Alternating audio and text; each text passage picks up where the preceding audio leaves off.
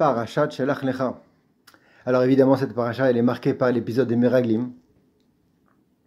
Le pasuk dit à ce sujet au début de la paracha, Shelach Lecha Anashim, envoie pour toi, littéralement, des explorateurs. Pourquoi il y a marqué cet ajout-là de pour toi? Rashi explique, Lecha Ledaatra. Tu les envoies pour toi, d'après ton avis à toi. Que le Boukhou dit à Moshe Rabbeinu, moi, à mon avis, il n'y a pas besoin d'envoyer. Mais si tu as envie, vas-y, tu peux y aller. Donc il ressort de ce pasuk-là que qui a pris la décision d'envoyer des Meraglim, c'est Moshe Rabbeinu. Alors la grande question qui se pose, c'est que juste après le pasuk Mamash, après il dit quelque chose de contraire a priori. Vaishlach otam Moshe mimidbar paran al pi Hashem. Effectivement, le pasuk il dit que Moshe Rabbeinu il a envoyé des Meraglim depuis le désert de Paran al pi Hashem, d'après l'ordre divin. D'où la question flagrante. C'est Moshe Rabbeinu qui les a envoyés ou c'est Klubourou? Alors Rashi répond ce qu'il répond, on ne va pas s'attarder sur Rashi. Il propose une autre réponse, Alpi Moussar. C'est que Bémet, dans la vie, on a la Bechira, le libre arbitre. On peut faire ce qu'on veut dans la vie, entre façon de parler. Que ce soit dans la Parnassa, dans la Vodat Hashem, dans nos rapports humains. On peut choisir telle ou telle direction. Ça, c'est une pierre angulaire dans le monde que Klubourou a mis, c'est que chacun, il peut, entre guillemets, faire ce qu'il veut, aller vers le bien ou vers le mal, etc. Mais en parallèle, on sait aussi que Klubourou, tellement il est fort, il sait exactement tout ce qu'on va faire.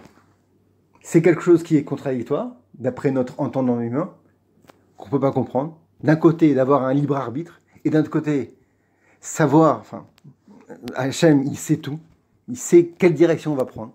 C'est contradictoire. D'ailleurs, le Ramban, il dit, ça fait partie d'une des questions qu'on ne peut pas répondre, et même quelque part, c'est assourd de s'y intéresser.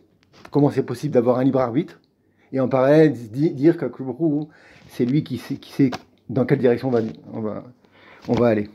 Bon, en tous les cas, le Yesod, il est là, le principe, il est là. C'est que nous, de notre côté, on a la Bechira, et à Klubourou, il sait tout.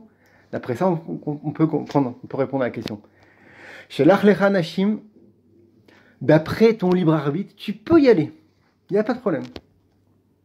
Mais sache-le, c'est le deuxième pasuk qui dit, ça aussi c'était Al Pi Hashem. Si tu les as envoyés, c'est aussi Al Pi Hashem. Et là, on a un grand principe.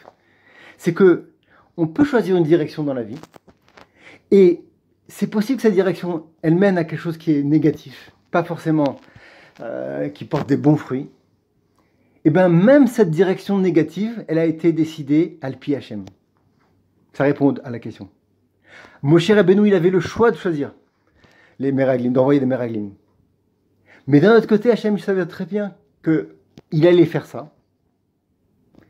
Et encore une fois, le grand chidouche, c'est que même si, quelque part, c'était une erreur d'envoyer des Meraglim, comme c'est Mashma du début de la paracha, d'après moi, à Klubourou, il n'y a pas besoin, et bien malgré tout, même cette direction-là qui a été prise et qui n'était pas la bonne direction d'envoyer des Meraglim, et bien ça aussi, c'était Al Pi Hashem, et il ne faut pas regretter.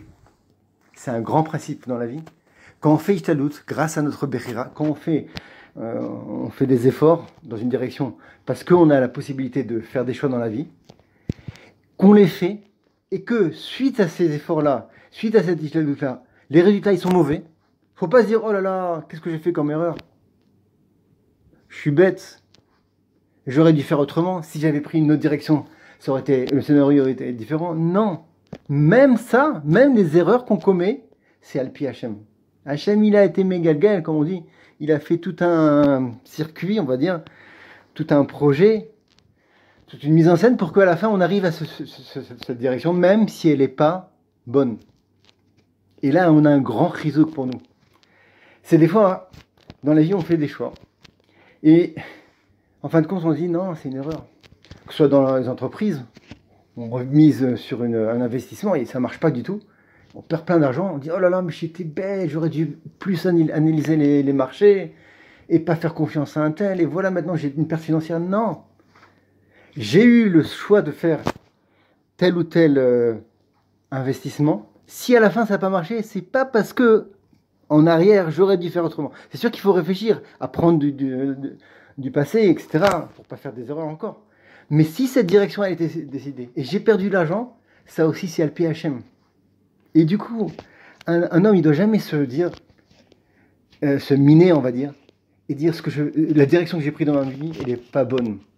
On a pris l'exemple d'un investissement, mais ça peut être un autre exemple plus sensible des fois. Je vais prendre un exemple au hasard, quelqu'un il se marie avec une personne, et puis au bout de un certain nombre d'années, il divorce. Il ne doit pas se dire, ah, en fait, si j'avais bien réfléchi, si j'avais bien connu ma femme, je me serais jamais engagé, on n'aurait pas dû se marier. Non. C'est marqué, Minashamaim Isha Leish. Minashamaim, on a une femme, c'est lui qui marie. Donc c'est sûr que c'était la bonne direction. Maintenant, si c'est à la fin, c'est abouti sur un divorce, c'est pas parce que il faut pas se dire, ah, j'ai fait une erreur, j'aurais pas dû me marier. Non, Akulbourou, il a fait cette direction-là, il nous a fait prendre cette direction-là. Minashamaim, c'est parce qu'il y avait une certaine chose à arranger, un petit coude, comme on dit. Et en tous les cas, il faut jamais regretter, jamais se dire ce qu'on a fait c'est pas bien. Et évidemment, encore une fois, il faut apprendre du passé pour faire le bien après, mais une fois que ça a été fait, jamais se dire la ishtadlout que j'ai fait, elle est pas bonne. Non, c'est Minashamaim. Allez, on va illustrer ça avec une histoire. Une fois, il y avait un Rav qui s'appelle Rav Michal Feinstein, le fils de Rav Moshe Feinstein. Malheureusement, il avait une fille qui était asthmatique très grave. Et elle devait avoir un suivi médical très proche.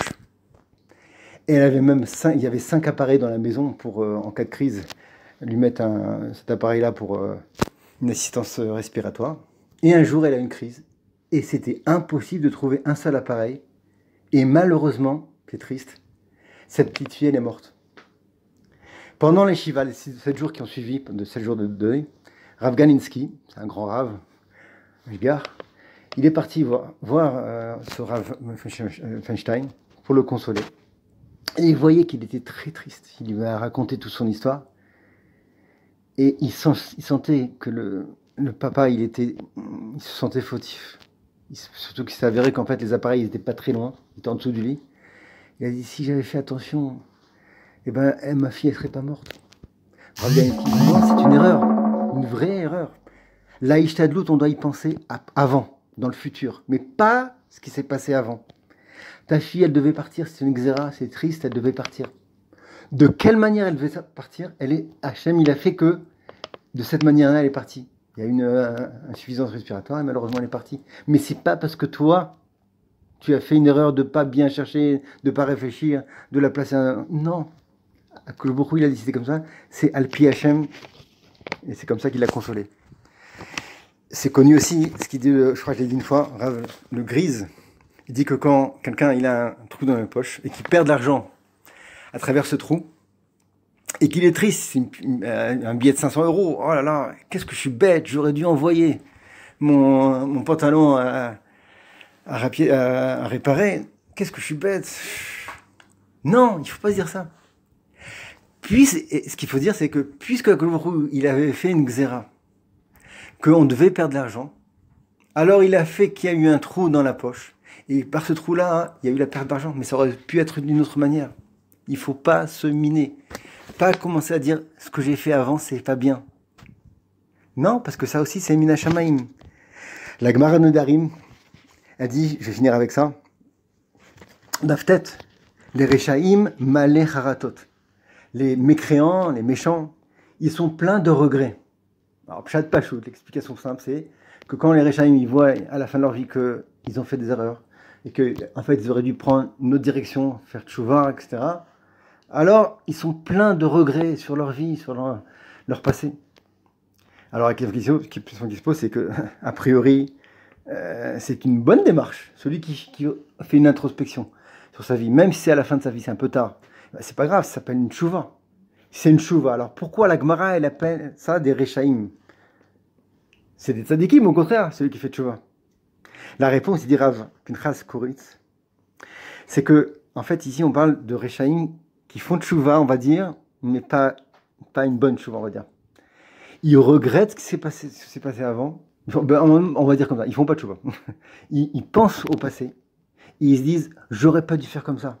J'aurais dû prendre une autre direction. Et s'il m'est arrivé ça dans ma vie, c'est parce que j'aurais dû faire autre chose. Non, malé haratot, celui qui est plein de regrets sur le passé, il s'appelle la rishout.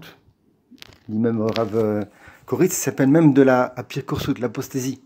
Savoir que tout ce qui s'est passé avant, Eh ben, c'est Al-Pi Hashem. Beaucoup il a décidé, c'est une Gzera Mina Shamaim, Kachazé. Si on ne le fait pas, alors quelque part, on montre qu'on n'a pas d'émouna et ça s'appelle un petit peu de la riche route. Les tzadikim, au contraire, ils savent que le bruit il est là. Ils savent que le bruit il contrôle tout.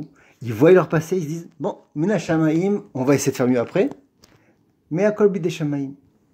Voilà, on va s'arrêter là. Que toujours on ait cette émouna là. Savoir que la Ishadout, on la va faire sur le futur et pas sur le passé. Et du coup, on gagne que on n'a plus de regrets. On ne commence pas à se remettre en cause en disant qu'on est quelqu'un de pas bien. Non. Akol Borou, il a fait cette direction-là, même si elle est négative. Mina Shamaim, pour faire un tikkun.